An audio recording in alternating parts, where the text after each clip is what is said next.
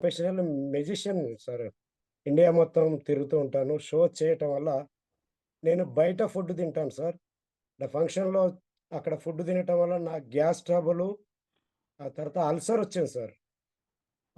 అసలు ఎన్ని హాస్పిటల్ తిరిగినా తగ్గట్లేదు. ఎన్ని మెడిసిన్ వాడినా కూడా తగ్గట్లేదు సార్. ఈ గ్యాస్ ట్రబుల్, అల్సర్. ఒకరోజు చాలా చాలా డేంజర్ చేసింది సార్. అంటే ప్రతిరోజు నేను పడుకున్నప్పుడు నైట్ ఇట్లా ఎవరో నన్ను కొట్టి, వీపున కొట్టి ఇట్లా లేపినట్టు ఉండేది. నేను అసలు నిద్ర పట్టని రోజులు చాలా రోజులు సార్. చాలా సఫర్ అయిపోయాను. ఒకరోజైతే చాలా డేంజర్ స్థితికెళ్ళిపోయింది సార్ అది. అది హార్ట్ అటాకా లేదా అల్సరా ఏంటో అర్థం కాలేదు. నైట్ లేచాను. మా మిసెస్‌ని ఒక్కదాన్నే ఇట్లా లేపాను. హాస్పిటల్‌కెళ్దాంపా నాకు హార్ట్ ప్రాబ్లమ్ ఉంది. ఏదో అవుతుంది అని చెప్పి మేమిద్దరము వెళ్తున్నాం సార్. మా పిల్లలు నిజంగా నాకు ఎంత బాధనిపిస్తుందంటే హార్ట్ అటాక్ లాగొచ్చింది. నేను మళ్ళీ మా పిల్లల మొఖం చూడను అని గేటు వేసుకొని నేను కారులో డోర్ వేసేంత వరకు పిల్లల్ని చూసుకుంటూ పోతున్నా సార్. నాకంటే మళ్ళీ నేను తిరిగి రాలేను. నాకు ఈ పరిస్థితి హార్ట్ అటాకే అనుకున్నాను సార్.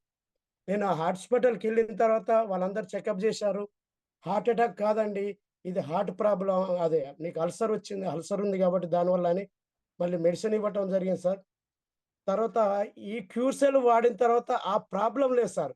ఎలాంటి నేను ఫుడ్ తిన్నా, ఎలాంటి మసాలా ఫుడ్ తిన్నా, ఎక్కడ తిన్నా గూడా అసలది ఆనవాళ్ళకి కనిపించట్లేదు సార్.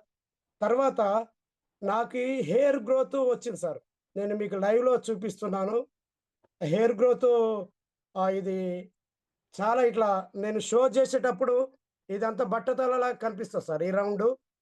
ఈ బట్టతలని ఇలా వచ్చేసింది సార్. నేను అనుకోలేదు. నాకిది వస్తది. నేనిట్లా అవుతాను అని నేను ఊహించలేదు సార్. చాలా హ్యాపీ. నేను షో చేసేటప్పుడు నాకిదొక చిన్న మచ్చగా అనిపిచ్చేది సార్. నేను స్టేజ్ పైన అందరికి కనిపిస్తాను గాబట్టి. ఆ తర్వాత నేను లావు తగ్గాను సార్. నేను స్టేజ్ పైన ఇలా ఇంత లావు ఉండేవాడిని. ఇప్పుడు హాయ్ హాయ్ చాలా హ్యాపీగా అయిపోయింది. చాలా హ్యాపీ అనిపిస్తుంది. ఇంకొకటి నాకు ఈ ఫింగర్ ఉంది సార్. ఇక్కడ ఈ ఫింగర్‌కు మచ్చ కనిపిస్తుంది సార్ ఇది.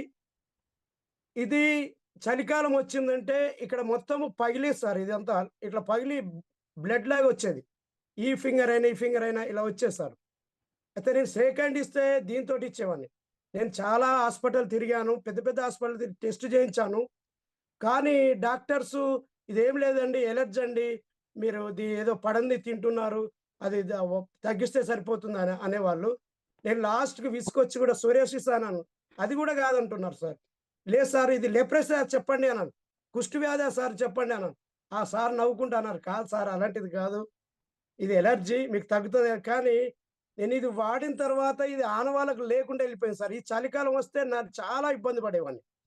కానీ అస్సలు లేకుండా అయిపోయింది సార్. లైవ్‌లో మీకు చూపిస్తున్నాను. చాలా హ్యాపీ సార్. నాకు ఇవి నాలోనే జరిగినవి. చాలా హ్యాపీ అనిపిస్తుంది. నాకు ఈ ప్రొడక్ట్ ఇచ్చిన వారు రబ్బాని సార్ మైబాద్ నుంచి. నేను హైదరాబాద్ నుంచి మాట్లాడుతున్నాను. మా రామ్మూర్తి గారు ఇంకా super sir. Super senior. Anantha Rao sir, మా కాదరవల్లి గారు, మా డైమండ్ గారు. రియల్ మనకు ఈ యొక్క అమృత సంజీవిని తీసుకొచ్చిన లయన్ ప్రసాద్ గారికి హ్యాట్స్ ఆఫ్ సార్. ఎన్నో ఆర్తనాదాలు సార్. ఎవరింట్లో చూసినా ఆర్తనాలు కనిపిచ్చేది. కానీ మీరు ఈ యొక్క ఫుడ్‌నిచ్చి ఒక అమృత అని మాకందిచ్చి అమృత ఏమంటారు?